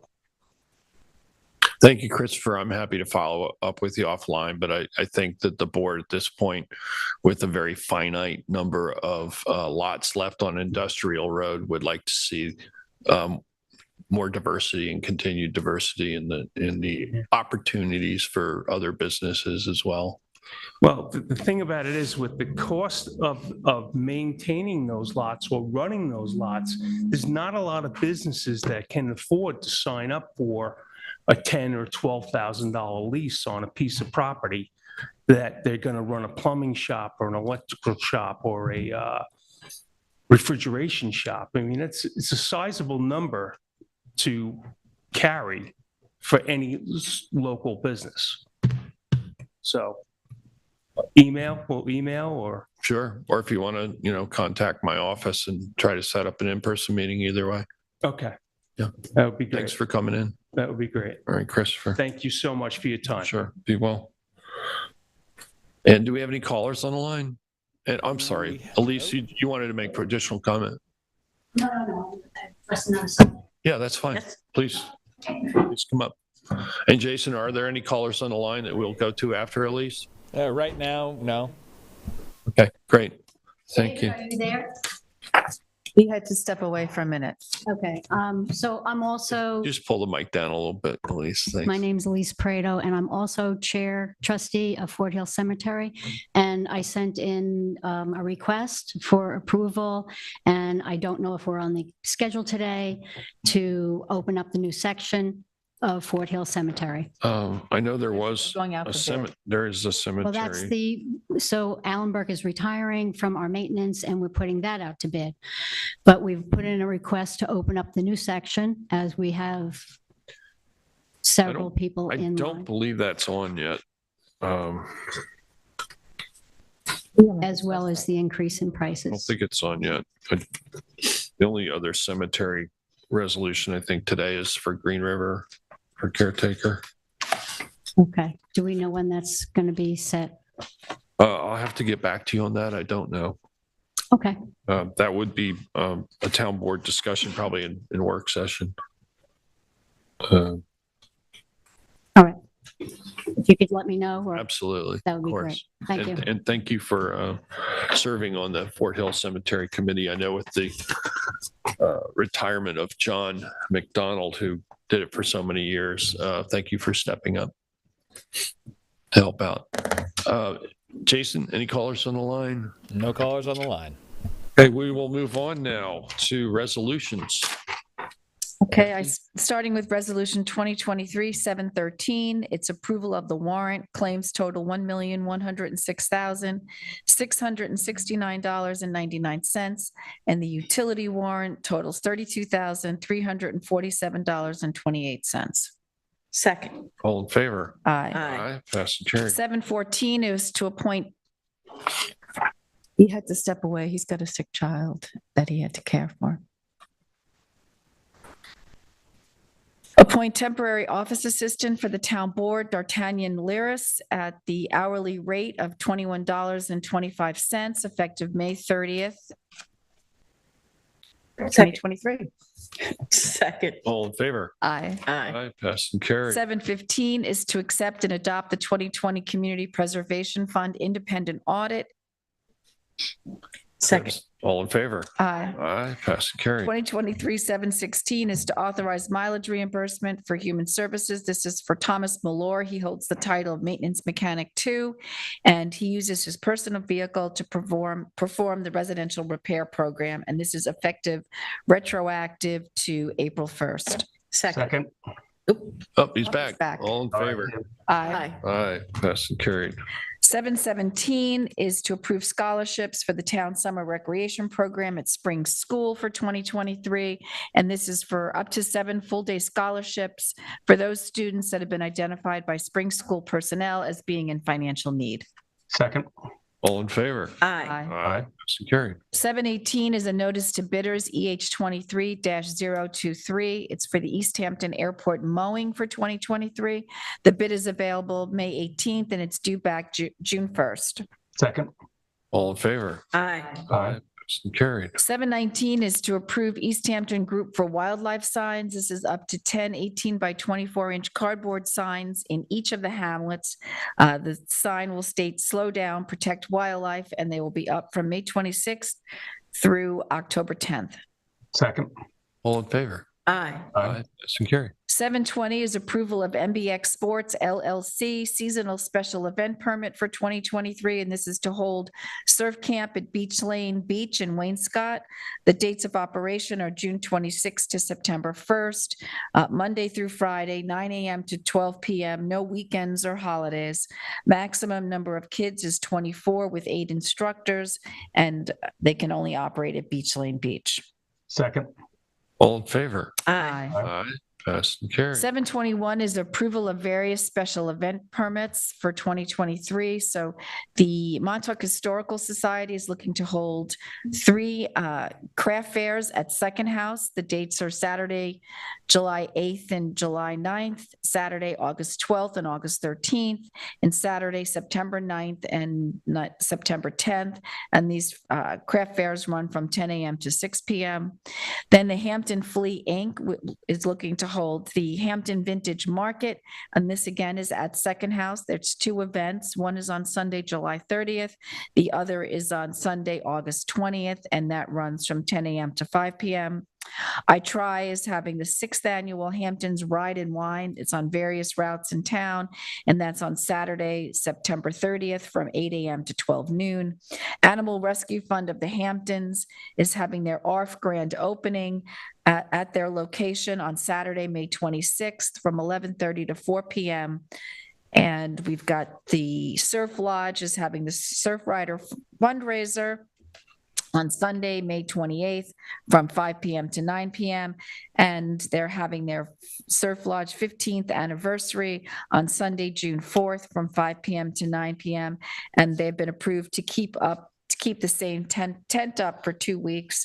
The Montauk Point Lighthouse Museum is having the 5K Beacon of Hope Walk, and that is a charity event, and that runs through Camp Hero, and that's on Saturday, June 17th from 7 a.m. to 11 a.m. And then lastly, the Montauk Point Lighthouse is having a benefit concert to raise money for the lighthouse, and that's on Thursday, July 13th from 5 p.m. to 10 p.m. Second. All in favor? Aye. Aye, pass and carried. 722 is to accept an undertaking and security for Urban Renewal Parcel 50 at SP 4-1. The applicant is Glen Valley at Second Avenue LLC. The Suffolk County tax map is 0300-77-6-14, and the performance bond is in the amount of $22,500. Second. All in favor? Aye. Aye, pass and carried. Resolution 2023-723 is to accept security and undertaking for Urban Renewal Parcel 76 in MN-5. The applicant is Matthew Gazowski, and the Suffolk County tax map is 0300-19-4-23, and the check is in the amount of $16,500. Second. All in favor? Aye. Aye, pass and carried. 724 is to accept a road widening easement in Urban Renewal Parcel 7 EH-4 at 65 Harbor View Avenue, East Hampton. And the grantor is AdRem 2 LLC. Apologize. Second. All in favor? Aye. Aye. Pass and carried. I'd like to offer Resolution 2023-725. This is for DeMillo. This is a scheduled public hearing for a CPF project plan addition. Ownership is Judith DeMello. Tax map 300-83-5-26.1. Scheduled public hearing is June 1st, 2023 at 2 p.m. Property is located at 334 Old Stone Highway in Springs. Second. All in favor? Aye. Aye. It's carried. 726 is DeMello, the scheduled public hearing for the CPF acquisition, amend the 2023 management and stewardship plan. Ordered owner is Judith DeMello, location 334 Old Stone Highway Springs, Suffolk County Tax Map 300-83-5-26.1, 0.97 acres of land. Proposed purchase price is $1,015,000. The scheduled hearing is for June 1st, 2023 at 2 p.m. Second. All in favor? Aye. Aye. That's carried. 727 is Han, to schedule a public hearing for the CPF acquisition and amend the 2023 management and stewardship plan. Purported owner is William Han. Location is 167 South Fairview Avenue, Montauk. Tax map 300-28-6-29.4. It's 0.6 acres of vacant land. Proposed purchase price is at $490,000. The scheduled public hearing is for June 1st, 2023 at 2 p.m. Second. All in favor? Aye. Aye. That's carried. 728 is Dodge, schedule a public hearing for CPF acquisition and amend the 2023 management and stewardship plan. Proponent owner is Dodge Realty LLC, number 1 and 2, locations 803 and 807 Fireplace Road, Springs, tax map 300-63-4-5 and 4 and 3 and 2. Is 10.9 acres of primarily vacant land that includes the Julius Parsons Homestead and Family Cemetery. Proposed purchase price is $5 million. And we will be having this public hearing also on June 1st, 2023 at 2 p.m. Second. All in favor? Aye. Passed and carried. 729 is the Julius D. Parsons Homestead Historical Landmark Designation. This is to schedule a public hearing to amend the zoning code to designate the Julius D. Parsons Homestead and historical landmark. This will be held also on June 1st of 2023 at 2 p.m. Second. All in favor? Aye. Passed and carried. 7:30 is a notice of public hearing for the CPF Water Quality Round 1 2023 RFA Grant Awards, where we had we went out to the RFA on December 15th, 2022. We recently discussed this at our public hearing. The project sponsors would be for Ditch Plains Cottages in the amount of $42,689. East Hampton Historical Society for wastewater treatment improvement for $65,000. The Village of Sag Harbor for $645,836 for waste treatment improvements. Cornell Cooperative Extension, $111,843 for non-point source pollution abatement. Cornell Cooperative Extension for $341,655 for non-point source pollution abatement around the Springs General Store area in Accabonac Harbor. And then New York State Center for Clean Water Technology for $113,869 for wastewater treatment improvement. This public hearing would also be held on June 1st, 2023. Can we please amend that? June 1st, 2023 at 2 p.m., not 11 a.m.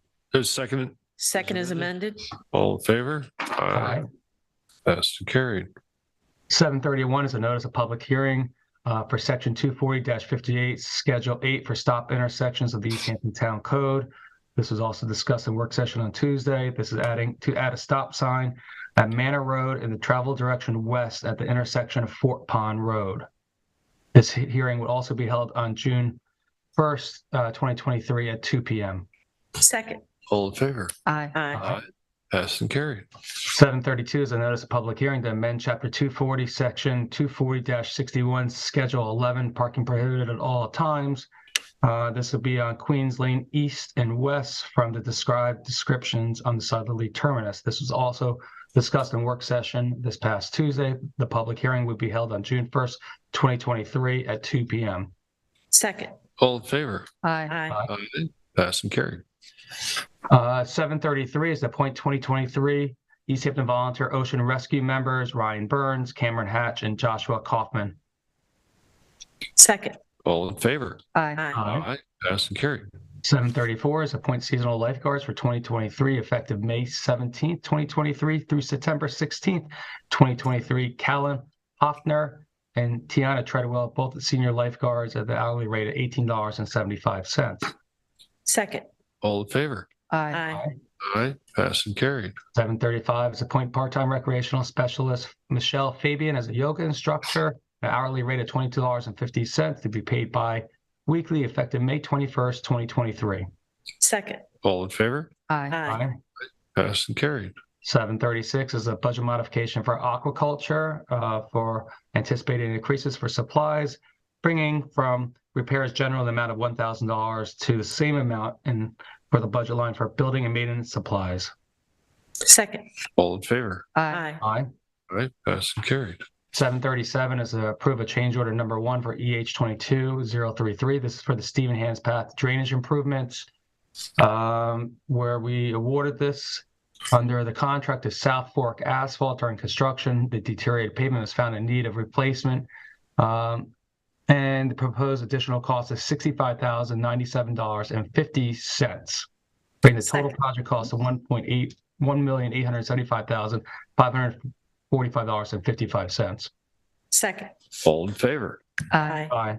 Just as an update, I went through there yesterday. The project is getting close to conclusion, and the guardrails that we're putting up, the wooden guardrails, are looking, I think, pretty spectacular. So please, and they're almost finished paving. So please take time to look at it. Do we have a anticipated completion date where there will be no more road closures? Memorial Day. That's anticipated closure complete date. Great, thank you. But then we'll have to wait, right, for it to get connected with New York State with Route 114? That's correct. The New York State will be doing the actual intersection improvements that will be we think, this summertime, and work to be done in probably early 2024. That's correct. Thanks, David. Mm-hmm. Resolution 2023-738 is the septic proposal for Marine Patrol septic upgrade. Marine Patrol building should be building septic upgrade.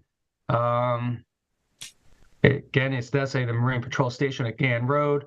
The proposal came in May 4th, 2023, and it's not to exceed $26,000. Second is amended. All in favor? Aye. Passed and carried. 739 is the renewal of the Likey lease for the right-of-way of South Elmwood Avenue, Montauk laundromat, and this is annual rent for a 20-year lease is $10 a year. This is going to be an extension of their lease that was originally put in 1985 to allow them to use the right-of-way for the laundromat. Second. All in favor? Aye. Passed and carried. Thank you, David. And I have a 23-740, which is a notice of public hearing to amend various chapters of the East Hampton Town Code relating to the Administrative Bureau. And a public hearing is scheduled to be held at Town Hall Meeting Room on June 1st, Tuesday, June 1st. I'm sorry, that should be Thursday, June 1st. At 2 p.m. And the list of code changes have to do with penalties for offenses, and they're listed in the resolution. Second is amended. All in favor? Aye. Aye. Passed and carried. Let me flip to the next one. The next one is 741, scheduled public hearing to amend Chapter 255 regarding the affordable accessory apartments, whereas the town board is considering various amendments to 255. The town board has held previous public hearings on this proposal and has revised the proposed legislation in consideration of comments and recommendations received. And therefore, the town will hold a public hearing on Thursday, June 15th, and that should say at 11 a.m. to hear all persons with regard to the local law entitled amending 255 zoning. Second is amended. All in favor? Aye. Aye. Passed and carried. And let me get through those. The next one is 2023-742, and this is a notice of public hearing to amend Ural Map SP 4-1 2, URP number 27. And this is where there's a proposed modification to the urban renewal map SP 4-2 to relocate the access point for urban renewal parcel number 27 from Gardens Lane off of President Street at the southerly end to Gardens Lane off its intersection with Washington Street. Do I have Yeah, the public hearing is the first resolved, June 15th at 11 thanks. a.m. I actually have it highlighted. Resolved that the town board will hold the public hearing on June 15th at 2023 at 11 a.m. John, did we need to add language to the description that? I actually don't think, Natalie, went back, I looked at the map. I don't think you do, because actually what's proposed or what was abandoned was actually permitted to be abandoned under the existing map. So they're just shifting the access to the northerly end. Okay. And opening up other roads that would need to be, or could have been abandoned that will not be able to, because now that's part of the access that has to come into this lot. And the area that's going to be used is it's an area of unopened roadway that's adjacent to town property. Second.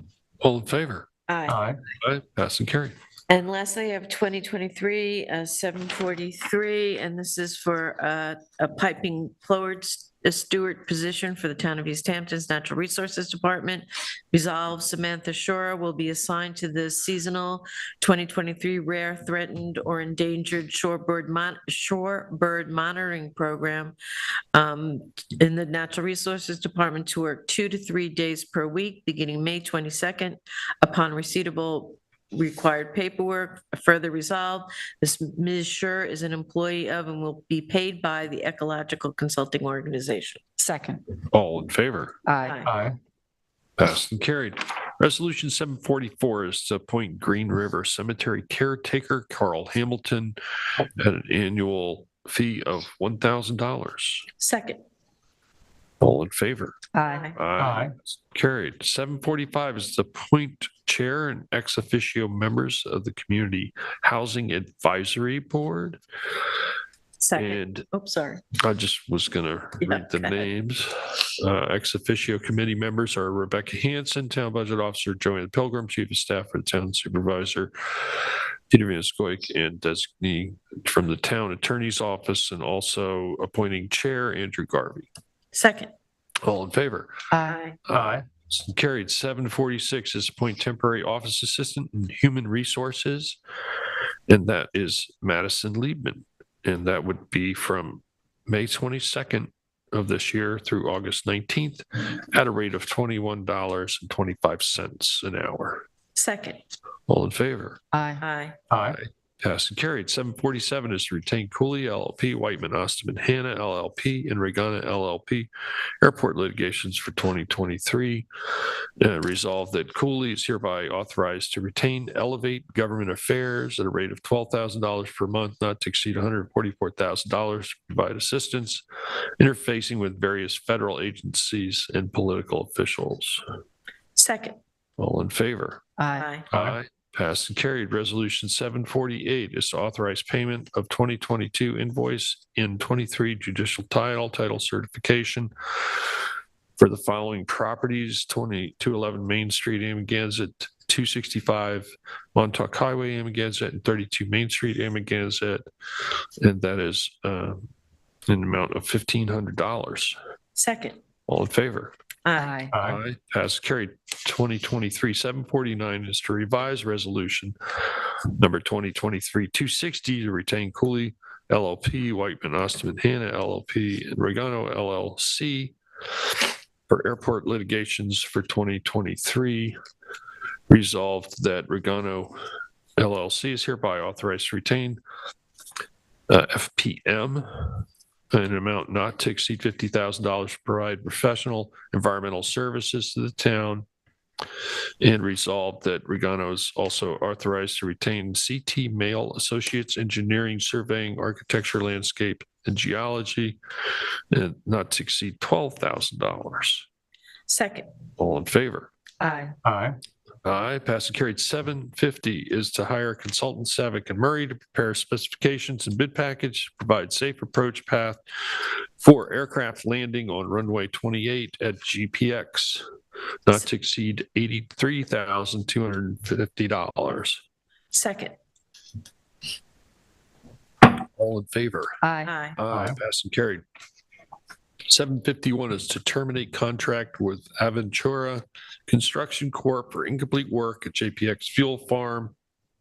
Town board hereby deems Aventura Construction Company to be in default of its contract. And they're just in the headline, it's JPX. There's a typo. Oh, you're right. Second Says is amended. JKX, should say JPX. Second is Funny, amended. I just read it JPX without seeing that. And then we have all in favor. Aye. Aye, pass and Aye. carried. 752. Pay NYMER deductible Spindell, and that is in the amount of $11,084.70. Second. All in favor? Aye. Aye, pass and carried. 753 is a budget modification, Police Department Communications, and that's increasing the revenue line, safety inspection fees in the amount of $100,400 and interest on investments in the amount of $50,000. Increase the expenditure budget line for communications 911 in the amount of $150,400. Second. All in favor? Aye. Aye. Aye, pass and carried. 754 is to authorize the purchase of a home in Whalebow Woods, 20 boat headers. And that is resolved to increase sales of property in the amount of $355,000 and increase the purchase of real property by the same amount. The town will be investing a total of $351,000. Second.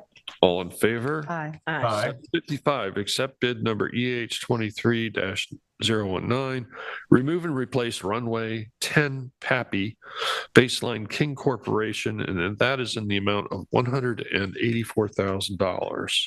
Second. All in favor? Aye. Aye. Pass and carried. 756 is to increase the cap, Sokolov Stern LLP as special counsel in Sunrise Tut Hill 2023, and that is not to exceed the amount of $75,000. Second. All in favor? Aye. Aye. Aye. Pass and carried. 757 is to extend contract EH 21018, supply and delivery of genuine Ford OEM parts 2021. Newlands Bay Shore Ford Incorporated. Second. All in favor? Aye. Aye. Aye, pass and carried.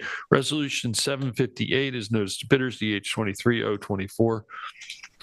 Fort Hill Cemetery Internments and Maintenance, contract bid available 5/18/23 and due back on 6/8/23. Second. All in favor? Aye. Aye. Aye, pass and carried. Resolution 759 is to authorize the payment to judicial title, updated title certification search. Do we not just do this? You did. I'm having deja vu all over. A different one? So it looks like the same addresses, isn't it? Yeah. Yes. Carol, we got duplicate rezos, I believe. It's a different amount. This is an updated title certificate search. Is that? David, did you have one? Oh, Oh, the so other was for 2022. was for 2022. Got it. Okay. All right. So do I have a second? Second. All in favor? aye. Aye. Pass and carried. So resolution 2023-760, and that's to appoint seasonal employee in the Parks Department, Ada Livy Puma, as groundkeeper 1 at the hourly rate of $21 an hour, and that is retroactive to May 17th. Second. All in favor? Aye. Aye. Pass and carried. 2023-761 is, we had this public hearing today. It's in the matter of the increase and improvement of facilities of the East Hampton Garbage and Refuse District in the town of East Hampton in the county of Suffolk, New York, pursuant to section 202-B of the town law. And it's determined that it is in the public interest to replace the shop doors and acquire a new scale for use by the district at the estimated total cost of $300,000. Second. All in favor? Aye. Aye. Passed and carried. 762 is a bond in the amount of $300,000 for the shop doors and scale for the East Hampton Garbage and Refuse District. Second. Carol, could we have a roll call, please? Aye. Aye. Aye. Aye. Passed and carried. 2023-763, again, this is for the public hearing we had today. It's Duke Consortium LLC, accept grant of amended and restated scenic and conservation easement. The grantor is Duke Consortium LLC. Its location is 2 Duke Drive, East Hampton, and the reviewing agency was the planning board. Second. All in favor? Aye. Aye. Aye. Passed and carried. I'd like to offer resolution 2023-764. This is a schedule of public hearing amending chapter 240 vehicles and traffic of the East Hampton Town Code relating to daily parking and fees. We discussed this on Tuesday. This will be adding language for mobile apps and different locations that we have paid parking in the town of East Hampton. The public hearing would be held on June 1st, 2023 at 2 p.m. Second. All in favor? Aye. Aye. Aye. 12 public Passed and hearings. carried. I'd like to offer 765 as appoint seasonal lifeguards for 2023, effective May 25th, 2023 through September 16th, 2023. The names, titles, and pay scales are listed below. Second. All in favor? Aye. Aye. Passed and carried. You're up, Peter. And this next one's me. 766 is a refund overpayment of Peconic Bay tax. And that's for the premises at 6 Holly Place, conveyed to Aaron Abramson. And that is in the amount of $5,000. Second. All in favor? Aye. Aye. Aye. Passed and carried. 767 is a payout on retirement. Cindy Grabowski resolved that the finance office issue payroll check in the amount at the hourly rate of $31.07 for $32,957.23 in vacation time, $15,273.75 in sick and personal time, $6,712.89 in compensatory time, and $787.69 for prorated longevity, for a gross total of $55,731.56. Second. All in favor? Aye. Aye. Passed and carried. And thank you, Cindy, for your devotion to the town for your many years and the good work you provided the people of East Hampton. 768 is to approve the agreement, town attorney. That is resolved that Mr. Jill Nicky will continue to work part-time as senior assistant town attorney at an hourly rate of $76 an hour. And upon proper submission of time records effective May 30th, and be it further resolved, town authorizes the supervisor to approve the agreement with Mr. Jilnicki relating to his separation of service, and subsequently pursuant to town policy for Mr. Jilnicki's payout upon retirement will be scheduled at an upcoming town board meeting. Second. All in favor? Aye. Passed and carried. I think we have only personnel for exec session today. We got one lease discussion. One lease discussion, okay. Anything else? We'll entertain a motion to go into exec session for personnel and leases. I make a motion to go into exec session to discuss personnel and leases. Second. All in favor? Aye. Aye. Passed and carried. Shall we resume at 2 p.m.? We'll send a link. Does that work for everybody? I believe we were going to do the personnel in person. At 2 p.m. Right. Yes. And then we'll do a link. So can we? Yeah. Okay. Sounds good. Sounds All right. good. Second. All in favor? Aye. Aye. Passed and carried. Stay safe and be well, everyone. Thank you. Thank you, LTV. Thank you, Jason.